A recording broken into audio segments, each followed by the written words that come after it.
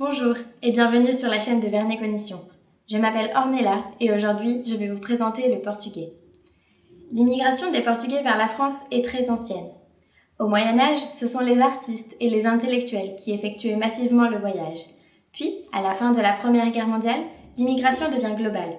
C'est la dernière grande immigration européenne. Le portugais est la langue officielle de 8 pays répartis sur 4 continents.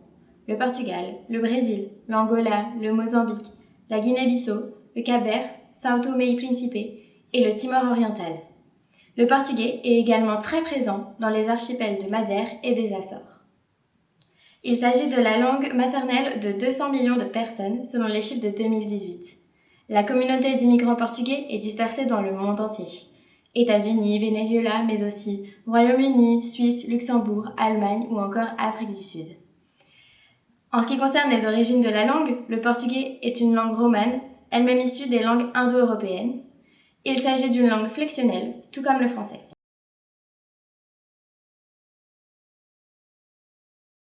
Les répertoires phonétiques des deux langues possèdent de nombreux points communs, environ 27 phonèmes. Cependant, certaines distinctions entre des sons proches ont disparu du français. Au niveau des voyelles, les sons U, E et E n'existent pas en portugais. En ce qui concerne les voyelles nasales, les natifs portugais pourraient également avoir du mal à distinguer le « en » français, qu'ils auront tendance à prononcer « on ». Au niveau des semi-voyelles, le son « ui » n'existe pas également. Pour beaucoup de sons, ils se ressemblent mais diffèrent dans l'articulation. Ainsi, elle ne sera peut-être pas identique, mais les sons appartiennent plus ou moins au répertoire phonétique des natifs portugais. Le portugais possède également 9 diphtongues. Pour finir sur la phonétique et la phonologie, la langue portugaise ne fait pas de liaison. En effet, il n'existe pas de consonne finale muette dans cette langue, ce qui efface la possibilité de création d'une consonne de soutien dans la chaîne parlée.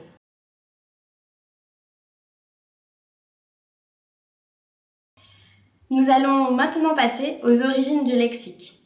Le portugais dérive principalement du latin, et plus précisément du latin apporté par les soldats romains qui envahissaient la péninsule ibérique à l'époque, combiné aux dialectes locaux. Au moment de l'effondrement de l'Empire romain, un nombre important de personnes qui s'installent dans la péninsule possèdent des origines germaniques. D'autres mots sont d'origine arabe du fait de l'invasion des Berbères d'Afrique du Nord en 711. Ils ont laissé des traces dans de nombreux noms de lieux, commençant par Al, ainsi que dans les produits agricoles et la technologie. Les mots modernes, eux, présentent une grande influence de l'anglais, surtout dans les technologies de pointe. Contrairement au brésilien, le portugais européen se contente beaucoup plus rarement de rajouter une terminaison portugaise à un mot étranger. Ils préféreront trouver une solution dans les limites et les capacités de la langue portugaise.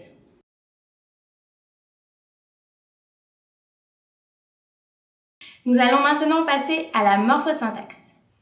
En ce qui concerne les différents genres et la marque du pluriel, le portugais, comme le français, marque le genre et le nombre, morphologiquement, sur le déterminant, le nom et l'adjectif. On retrouve souvent une corrélation entre le genre et la terminaison du nom, mais c'est le déterminant qui possède l'information la plus fiable, avec un morphème féminin A par exemple. Comme en français, le masculin représente aussi le genre neutre et indéfini, utilisé en référence générique ou en référence définie et indéfinie à des individus des deux sexes. Pour l'emploi des verbes, le portugais est une langue à morphologie riche, dans laquelle il existe 6 formes spécifiques de personnes et nombres suffixés au verbe au présent.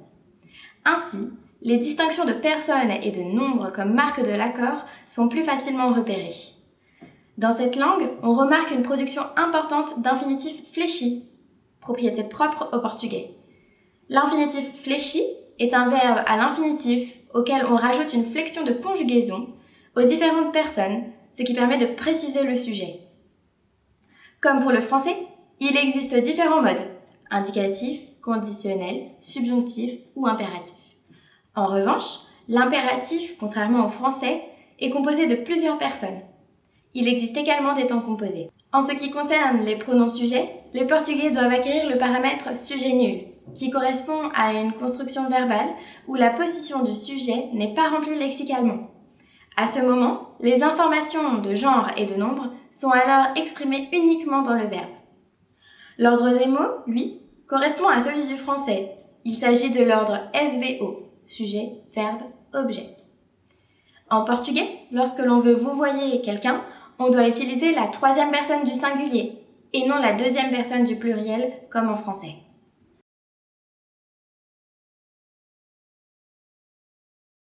L'alphabet utilisé en portugais est l'alphabet latin agrémenté de signes diacritiques. L'alphabet portugais possède 23 lettres, auxquelles nous en avons ajouté 3 avec l'entrée des mots étrangers. Il s'agit du K, du W et du Y. Le nombre d'organisations internationales majeures ayant adopté le portugais comme langue officielle montre l'importance de cette langue dans le monde d'aujourd'hui. Il s'agit donc d'une langue moderne, de communication internationale et scientifique. Le portugais possède une force importante en tant que langue internationale. Par exemple, les locuteurs portugais comprennent aisément l'espagnol, l'inverse n'étant pas particulièrement vrai. Il existe cependant 2 variants principaux, le portugais européen et le portugais brésilien, dont les différences sont surtout présentes au niveau de la prononciation, du vocabulaire et de certains aspects grammaticaux. De plus, du fait des anciennes colonies africaines du Portugal, un variant africain du portugais est en développement. Au Cap-Vert et en Guinée-Bissau sont parlés des créoles dérivant de l'ancien portugais, combinés à des dialectes africains. Pour conclure, même si le français et le portugais possèdent de nombreux points communs, certains phonèmes seront difficiles à percevoir pour les natifs portugais. Il s'agit du U, du E et du UI qu'il conviendra de travailler en production et en réception. De même, les voyelles nasales devront également être travaillées. Le concept de liaison sera également à enseigner à ces enfants puisqu'il n'est pas présent dans leur langue. Au niveau de la morphosyntaxe, il faudra également leur apprendre l'obligation d'utiliser un pronom personnel devant le verbe, ainsi que la façon d'exprimer la politesse. Voilà pour la description du portugais. J'espère qu'elle vous sera utile pour accueillir des enfants dont c'est la langue maternelle. Et je vous remercie d'avoir visionné la vidéo.